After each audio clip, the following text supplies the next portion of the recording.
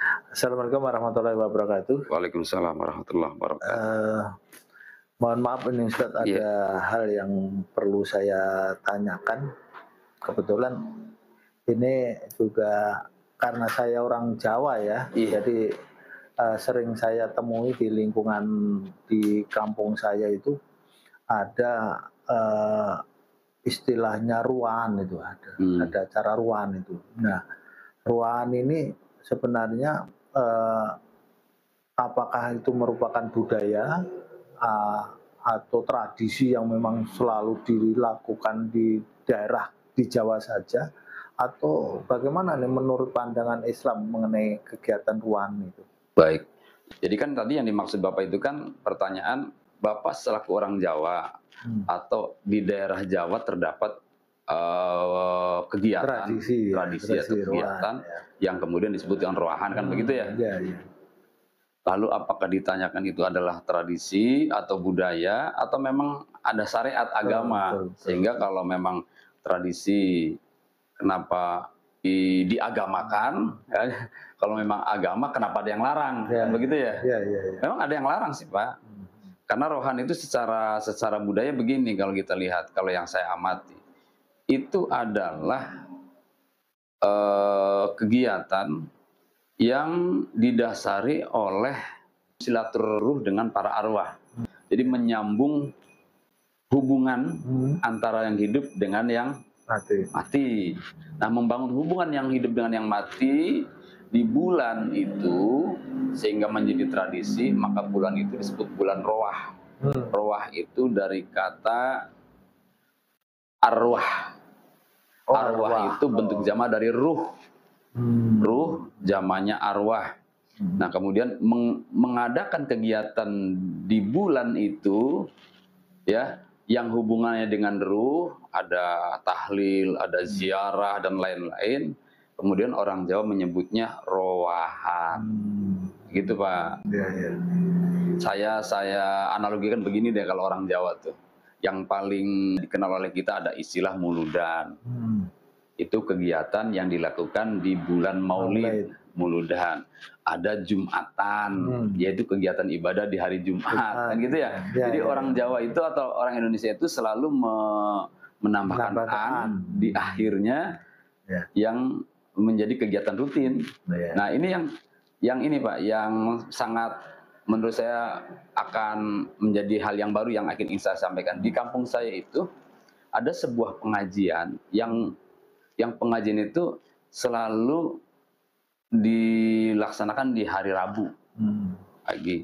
Nah, sehingga rutin tiap hari Rabu, kemudian mereka menyebutnya pengajian rutin. Nah, untuk memudahkan mereka dalam berkomunikasi, berbicara, mereka kemudian nyebutnya rutinan lama-lama. Yuk rutinan yuk, maksudnya ngaji rutin di hari Rabu. Sehingga kemudian dikenallah istilah rutinan. Nah, kalau Bapak tanyakan rutinan hukumnya apa? Dalam agama nggak bakal ketemu. Tapi kalau rutinan isinya adalah ngaji di hari Rabu di setiap hari Rabu di jam tersebut, maka akan paham bahwa rutinan itu adalah ajaran agama. Termasuk ruan itu kalau Iya, di anu juga nggak ada termasuk ketemu ruahan ya? itu. Nggak ketemu juga Nah, ya? mungkin dengan analogi ini nanti akan paham bahwa kenapa kemudian disebut rutinan, nggak pengajian saja, itu sah-sah saja sebetulnya. Orang Jakarta mengatakan pengajian, ya kan? Ada juga yang nyebutnya reboan, ada juga yang nyebutnya rutinan. Itu apa namanya kalau menurut Bapak tuh? Label apa nama apa? Ya apa ya? Jadi ya label ya, jadi Label. label. Menurut Cuma ini Pak, yang jelas kalau dicari di apa di hadisnya mungkin nggak ketemu kali ya kayak itu ya. Itu nama itu nggak ada. Nggak ada ya. Kegiatan dan namanya nggak ada. Kalau masalah hukumnya tergantung isinya. Nah, tergantung isinya. Tergantung isinya ya. Apakah isinya itu memang baik Islami atau tidak enggak kan gitu. Ya, makanya selain daripada kita kaji dari sisi nama, kita juga harus tahu dari sisi amaliyahnya atau kegiatannya apa. Nah, begini.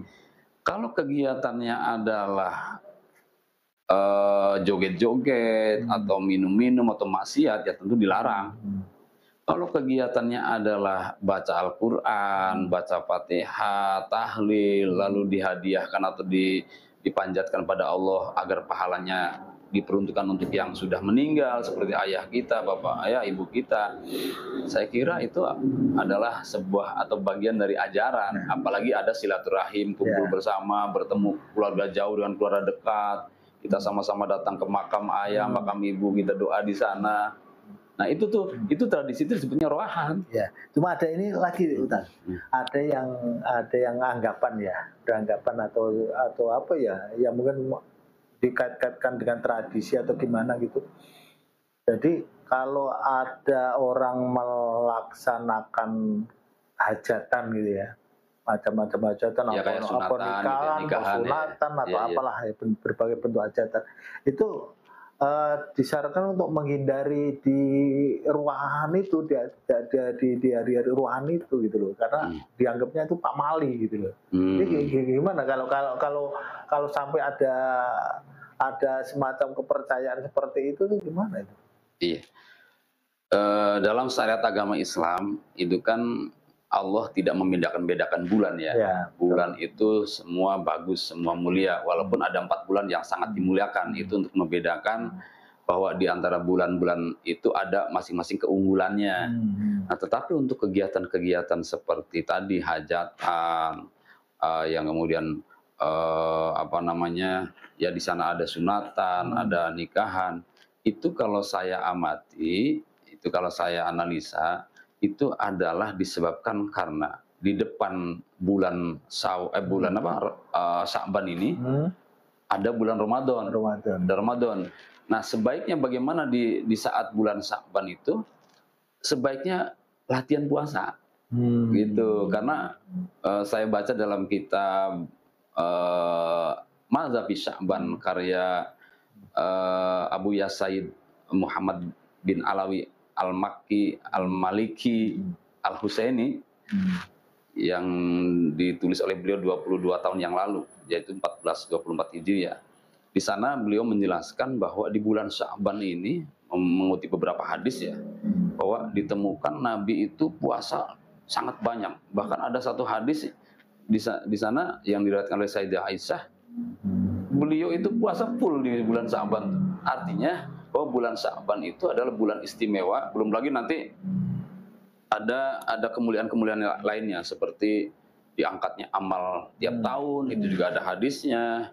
Kemudian turunnya ayat tentang sholawat, perintah sholawat yang innallaha malaikatahu yusholluna ala nabi, itu juga di bulan Sya'ban, di tengah bulan Sya'ban, di nisfu Sya'ban gitu ya.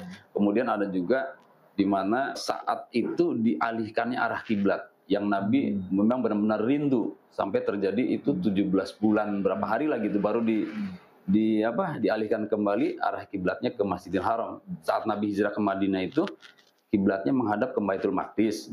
Nah, Nabi ingin sekali agar arah kiblatnya dikembalikan ke Masjidil Haram, sehingga turun ayat yang berbunyi qad nara taqalluba wajhika fis sama'i falanuwalliyannaka qiblatan tardhaha fawalli wajhaka syatrul Masjidil Haram. Nah, itu terjadi pengalihan kiblat itu saat itu adalah di bulan Sya'ban. Tepatnya di tanggal 15 Sya'ban, di siang harinya, di waktu duhur. Nah, sehingga dari peristiwa-peristiwa yang banyak itu mengindikasikan bahwa bulan Sya'ban adalah bulan yang mulia, yang di dalamnya banyak amalia-amalia yang harus kita lakukan untuk memuliakannya. Sehingga dengan demikian bisa jadi begini, maksudnya pamali itu. Jangan hajatan lah, hajatan itu banyak pesta, banyak makan-makan. Nah, pamali itu sebenarnya orang Jawa, sebutan orang Jawa di mana itu mengandung larangan. Kalau Jawa itu orailo istilahnya. Orailo. Kalau di Sunda kan pamali ya. Pamali. Kalau Jawa itu orailo, itu nggak pantas. Nggak pantas gitu, ya. Gitu. Cuman di Sunda nggak ada bumali, Pak. Oh, adanya pamali. Kalau ada bumali aja mendingan ya, seimbang gitu ya. Nah, begitu. Jadi untuk melarang itu mereka menggunakan bahasa yang sederhana.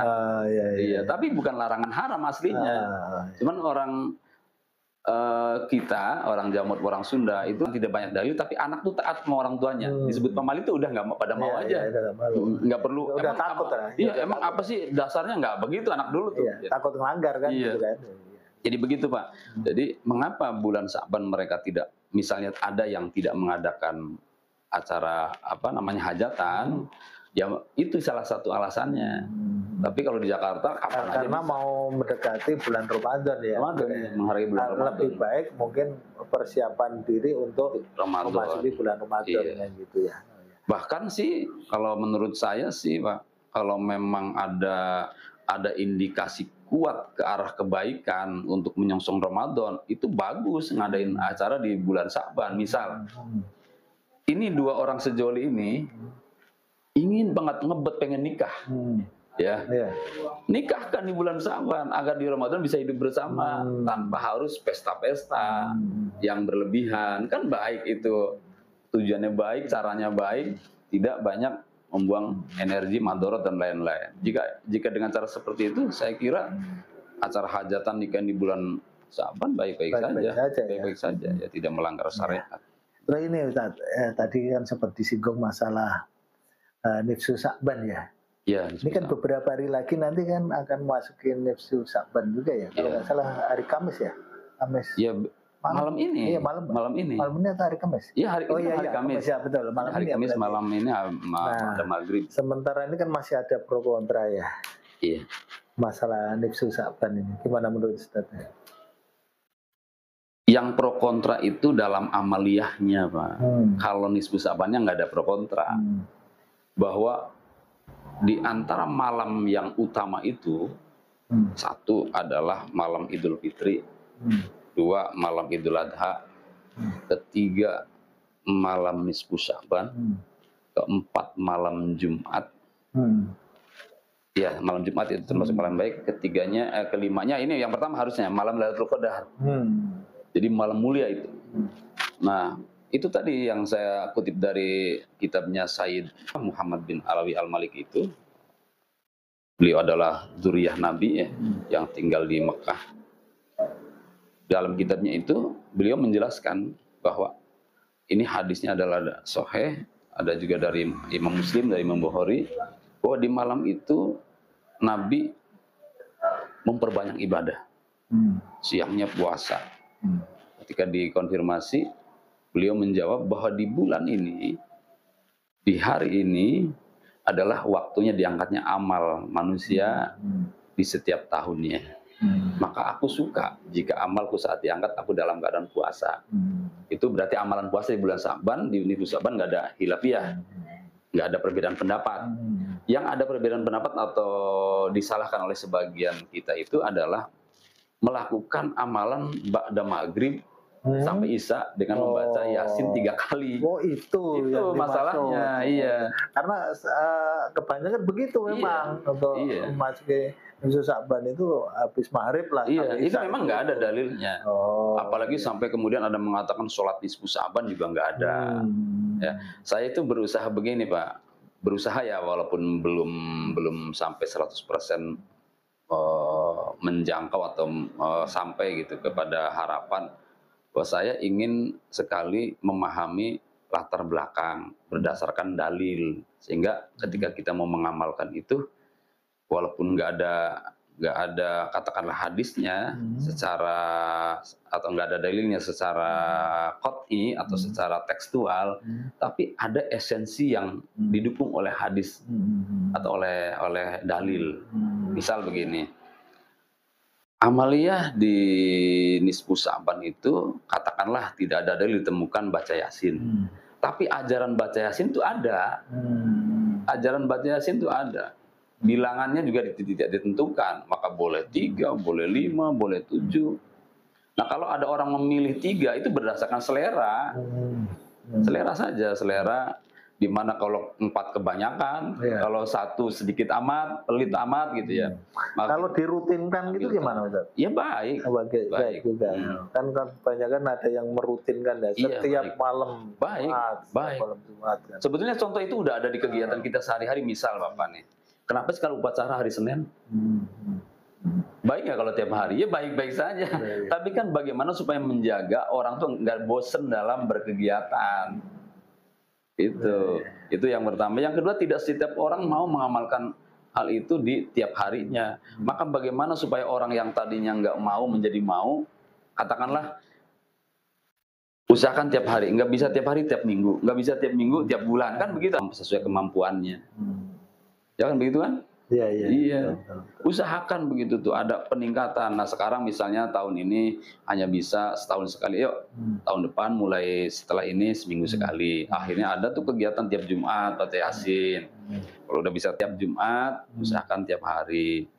Tiap hari sih bukan Yasin Pak Ustadz, misalnya ini Al-Kahfi, ya nggak ada ini, nggak ada disebutnya keharusan ya, nggak ada batasan keharusan nggak ada atau keharaman, ya. iya. Nggak ada batasan keharusan atau keharaman, kan? Silahkan sesuai kemampuan. Maka kemudian karena yang mengamalkan ini terutama mayoritas umat Islam Indonesia, maka budaya ini yang kemudian dimiliki oleh orang Islam Indonesia, maka disebut kegiatan ini namanya kegiatan Islam Nusantara. Gitu Pak. Kan di sana nggak ada. Nggak ada. Nah tinggal bagaimana kita nih menyikapi dan melihat bagaimana apa disebutnya sudut pandang kita memandang ini permasalahan ini. Apakah mau melihat dari budaya, apa mau melihat dari agama, atau dua-duanya yang bisa dipadukan tanpa harus mengeruhkan suasana. Ya artinya kita harus saling menghargai kali ya. Kalau itu sih jelas ya dalam kehidupan sosial bermasyarakat ya. Antara munculnya banyak perbedaan itu ya. Iya. Tapi yang ingin saya katakan di setiap diskusi ini, saya ingin mengatakan yang merasa disalahkan harusnya jangan marah.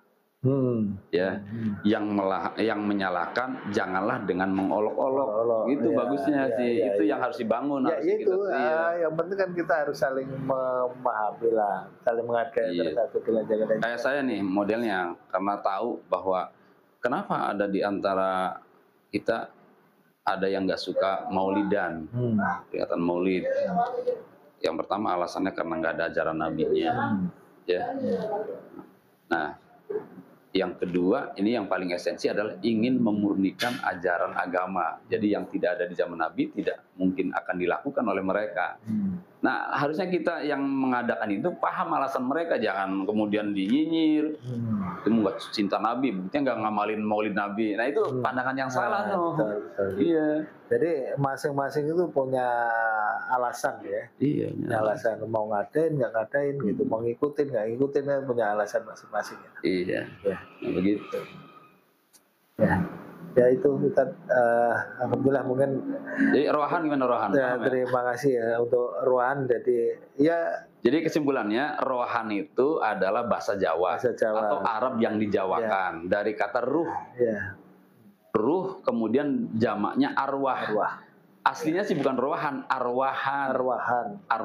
Cuman karena orang Jawa sulit mengucapkan arwahan, jadi ruahan. Lama-lama begitu jadi. Ya, itu di Jawa itu banyak itu tradisi seperti itu. Itu mungkin termasuk tradisi kali ya. Tradisi, maksudnya ruahan itu tradisi. Dan yang paling intens memelihara tradisi itu di kalangan organisasi Islam atau madzhab Islam itu NU.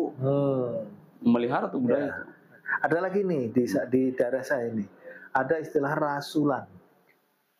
Yang sunatan perempuan itu ya? Bukan, rasulan itu bersih desa gitu loh. Jadi setiap tahun sekali itu setiap kelurahan itu ada jadwal rasulan gitu. Saya menyangka menduga ya. Itu adalah amaliyah Rasul, an-nazafatu minal iman. Yuk kita amalin apa yang disabdakan Rasul. Yuk kita amalin apa yang disabdakan Rasul. Rasulan. Jadi rasulan itu nama Rasulan. Sama dengan tadi rutinan. Nah, ya kegiatannya itu cuma bersih-bersih kan? Bersih desa kan, ngumpul rasa syukur aja lah. Rasa syukur hasil panen di desa, kemudian makan-makan bareng di situ. Kemudian dia sama kayak lebaran aja. Orang datang di situ nanti dijamu makanan. Ada lagi yang rasulan itu sunatan perempuan, disebutnya rasulan. Kalau sunatan laki-laki, kalau perempuan rasulan. Iya. Enggak. Saya menduga juga karena nggak pernah nanya asal usulnya ya. Itu maksudnya adalah sunnah Rasul gitu, karena Rasul juga menginginkan wanita itu disunat, maka ayolah kita wanita tuh rasulan gitu, mengalap sunnah Rasul gitu bahasanya. Gitu, Pak. Mungkin hampir tiap daerah mungkin punya tradisi masing-masing. Makanya itu tadi, bedakan antara tradisi, budaya dan agama atau syariat, sehingga dengan demikian tidak harus ada yang dipaksakan bila itu tradisi, ya. Jangan mudah disalahkan juga bila itu mengandung unsur agama, kalau gitu. Jadinya kan adil. Tapi sebenarnya kalau di dalam agama, saya sendiri ada rasa takut aja, Ustaz. Iya. Kalau saya ikuti tradisi ini, gitu loh. Takutnya bertentangan agama. Takutnya bertentangan dengan agama, kan gitu loh, ya. Karena kadang-kadang juga ini memang nggak ada di Al-Quran, nggak ada, di hadis nggak ada. Iya begitu. Memang bagus takut seperti itu, bagus, Pak. Makanya orang yang takut seperti itu, ya tidak disalahkan atau jangan disalahkan, karena intinya sih ingin mengamalkan agama. Tapi itu tadi, marilah kita amalkan agama, jangan melanggar agama. Apa melanggar agama di antaranya? Misalnya, jangan sekali-kali menghilangkan kemungkaran dengan cara mungkar. Kan banyak tuh di antara yang kita praktekkan seperti itu. Itu warung remeng-remeng, misalnya kemaksiatan. Itu bakar tuh warung. Itu namanya menghilangkan kemungkaran dengan cara mungkar. Itu salah. Ya sama kayak ini aja, kayak berobat karena sakit ya. Kadang-kadang kan, wah saya mau cari alternatif gitu loh. Saya khawatir juga kadang-kadang itu. Ini alternatif yang kita tuju itu takutnya larinya ke syirik gitu. Kadang-kadang ada rasa-rasa cemas seperti itu. Betul. Gitu. Ya sebetulnya kalau dalam hal itu ya bisa jadi ke dokter juga syirik, karena kan orang syirik itu adalah mengakui bahwa yang menyembuhkan dokter itu bisa jadi tersyirik tuh kita. Iya kan? Itu yang kadang-kadang kita kurang paham ya gitu ya. Padahal namanya syirik itu kan sudah dosa besar kan. Ini kan dosa besar yang nggak terampuni ya. Ya mungkin itu Ustaz, yang jelas alhamdulillah saya udah mulai sedikit tahu banyak lah mengenai apa itu ruangan yang mungkin menjadi tradisi di daerah saya khususnya di situ ya. Saya baru tahu nih ruangan itu memang dari kata arwah itu ya. Arwahan. Kemudian dimudahkan sebutannya menjadi arwahan. Gitu, di kegiatannya adalah berkirim doa kepada para arwah, dan itu dilakukan setiap tahun. Dilakukan setiap tahun itu bukan berarti hanya setiap tahun. Mereka juga memanjatkan doa untuk tiap harinya ada, tiap bulannya ada, kemungkinan kan seperti itu. Hanya saja, ayolah setahun sekali ngumpul, jangan doa masing-masing, jangan nggak pernah ketemu kan gitu. Bisa jadi begitu awal mulanya. Oke, baik Ustaz, mungkin itu sementara. Terima kasih atas pencerahannya. Barangkali nanti ada jawaban yang kurang puas atau yang salah, mungkin bisa saya ralat deh. Oh baik. Ya terima kasih Ustaz semuanya. Terima kasih. Ini kami kebetulan baru rehat ya di sekolah. Ada waktu kosong. Akhirnya kita ngobrol-ngobrol seperti ini. Mudah-mudahan nanti bisa memanfaatkan ya. Oke, terima kasih. Assalamualaikum warahmatullahi wabarakatuh.